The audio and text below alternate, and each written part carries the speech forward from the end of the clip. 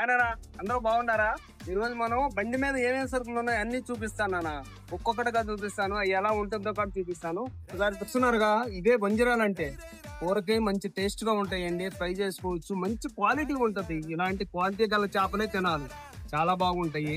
అందరూ చూస్తున్నారుగా, వంజరం, అది వంజరం పిల్లలు. ఇవి వచ్చేసి వంజరం ముక్క అండి, పెద్ద చేపలో ముక్క. దీంట్లో బోన్లెస్ ముక్కలు చాలా బాగుంటాయి.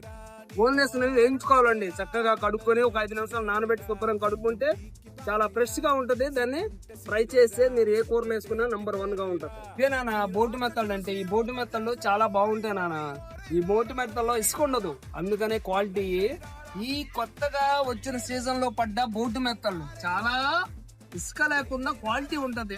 మన అడ్రస్ ఎక్కడ అనుకుంటున్నారు? మన కృష్ణ ఫైర్ స్టేషన్ చూడండి, అదేనా. ఇక్కడ 2 సభ్యులు ఉంటాయి, ఆ సభ్యుల పక్కనే లెఫ్ట్ లో ఉంటానా. నేను 4 గంటల నుంచి రాత్రి 10 దాకా ఉంటాను. మీరు ఎప్పుడు వచ్చినా గానీ మీకు అందుబాటులో ఉంటానా.